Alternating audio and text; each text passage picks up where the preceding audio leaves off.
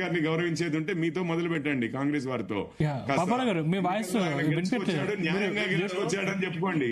సందీప్ గారు with your permission చెప్పండి sir, చెప్పండి. ఒక్క నిమిషం సత్యగారు, మళ్ళీ మీతో మాట్లాడుతాం. పాపారావు గారు, ఇప్పుడు ఏదైనా ప్రభుత్వం సంక్షేమ పథకానికి శ్రీకారం చుట్టినప్పుడు వాళ్ళ ఫోటో వేసుకుంటారు, లేకపోతే వాళ్ళ పేరు వేసుకుంటారు, అది సహజం. అది ఎప్పటి నుంచో వస్తున్నటువంటి ఆనవాయితీ. కాకపోతే ఎన్టీఆర్ హయాం నుంచి ఎన్టీఆర్ రూపాయి కిలో బియ్యం అప్పటి నుంచి, తర్వాత వైఎస్ రాజశేఖర రెడ్డి ₹2 కిలో బియ్యం అప్పటి నుంచి కూడా ఇప్పటి వరకు కూడా రేషన్ కార్డుల విషయంలో ఎవరి ఫోటో వేసుకోలేదు. కానీ ఇప్పుడు కొత్తగా చూస్తున్నాం మనం, దీన్ని ఎట్లా చూడాలి?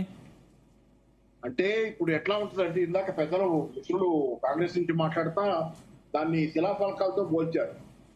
అంటే ఇది ఎట్లా, అది ఆ పోలిక ఎలా ఉందంటే చెప్పడం, దాన్ని విడదీసి విడమర్చి జనానికి చెప్పడం కష్టం, కానీ దానికి దీనికి అసలు పోలిక లేదు. బొడిగుండుకిను అదే మోకాలకి ముడి పెట్టినట్లుగా దానికి దీనికి సంబంధం ఎలా ఉంటుంది?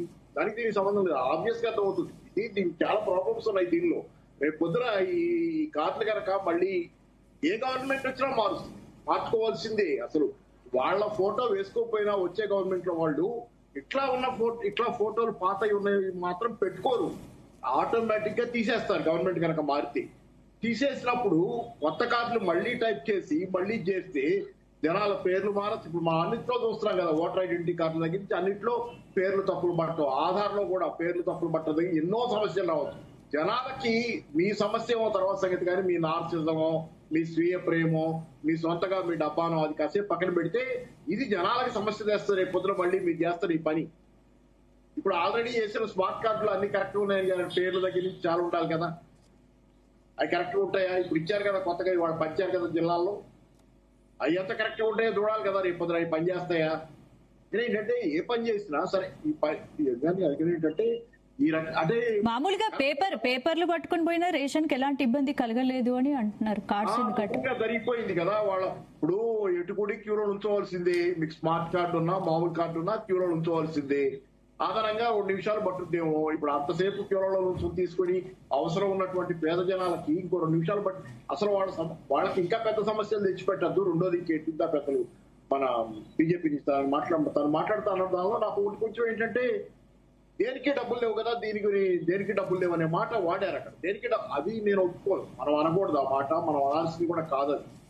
ఎందుకంటే దేనికి డబ్బులు లేవంటే ఇప్పుడు ప్రభుత్వం చెబుతున్న 6 గ్యారంటీలకి డబ్బులు లేవు, ఇవన్నీ మనం సమర్థించినట్లు అవుతుంది. పాపారావు గారు, సరే పార్టీలు ఏవైనా సరే, ఇప్పుడు ఏ పార్టీని తీసుకున్నా కూడా ఇప్పుడు ఫోటోలు పేర్లు ఎప్పటికైనా వేసుకుంటున్నాయి, సహజం. దీనివల్ల దేనికైనా రాజకీయ లబ్ధి చేకూరే అవకాశాలు ఉంటాయా? ఏ పార్టీకైనా సరే ఈ ఫోటోలు పేర్ల వల్ల రాజకీయ లబ్ధి చేకూరే అవకాశాలు ఉంటాయా? కేవలం బ్రాండ్ కోసం వేసుకుంటాయా?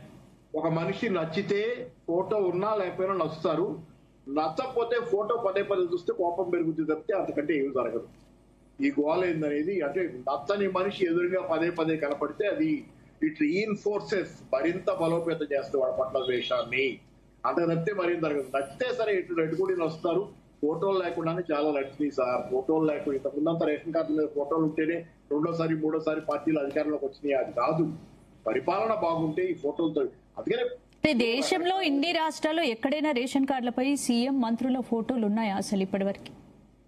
తెలీదండి, నాకు ఐడియా లేదు. రేషన్ కార్డుల మీద ఉండే అవకాశం లేదు, ఎందుకంటే గవర్నమెంట్ ఎప్పుడైనా మారచ్చు కదా. 5 ఏళ్ళు కాకముందు కూడా పడిపోతున్నాయి కదా గవర్నమెంట్ ఒక్కోసారి. ఇన్ని గోళలు ఉన్నప్పుడు రేషన్ కార్డుల మీద ఫోటోలు మన తను కూడా చెప్పారు కదా, ఇట్లా సీఎంఏ మారచ్చు కదా ఒక్కోసారి. కాకపోతే సీఎంఏ మారకూడదు, సీఎం కూడా మారకూడదని ఏం లేదు కదా. మినిస్టర్ మార్చిన తర్వాత సీఎం మారకూడదని కూడా ఏం లేదు కదా. ఎందుకు ఇవన్నీ అంటే ఇది ఏంటంటే లేని తలెత్తులు తెచ్చిపెట్టడం, జనానికి తెచ్చిపెట్టడం అంటే ఇది మరి.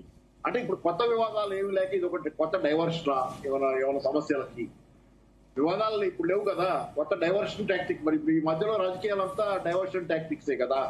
రాజకీయాలంటే డైవర్షన్ టాక్టిక్సే. ఒక పెద్ద సమస్య ఉంటే దానికి ఒక చిన్న సమస్య తెచ్చి పక్కన పెట్టి చర్చించుకోండి అని మనకి ఇవ్వటం, మనం చర్చించుకోవటం, అసలు సమస్యలు పోయా బాగాలేదు. అది అవసరం కూడా లేదు, అవసరం లేదు. దానివల్ల మీకు కొత్తగా పడే ఓట్లు గీట్లు ఏముండవు, శూన్యం, అది జీరో. దానికి పెద్ద ఉపయోగం ఏం లేదు. పైగా సమస్యలు కనుక రేపు పొద్దున సమస్య వచ్చిన కొద్దీ తిట్టుకునే వాళ్ళు పెరగటం తప్పితే ఉపయోగం లేదు. ఇప్పుడు ఇందాక మిత్రుడు సతీష్ గారు మాట్లాడుతూ 1-2 విషయాలు చెప్పారు. ఒకటి ఫౌండేషన్ స్టోన్స్, శంకుస్థాపన, శిలాఫలకాలు, ప్రారంభోత్సవాలకు సంబంధించి అవి ఆ సంఘటనకు సంబంధించినటువంటి మాత్రమే. అది సంఘటన ఆ రోజు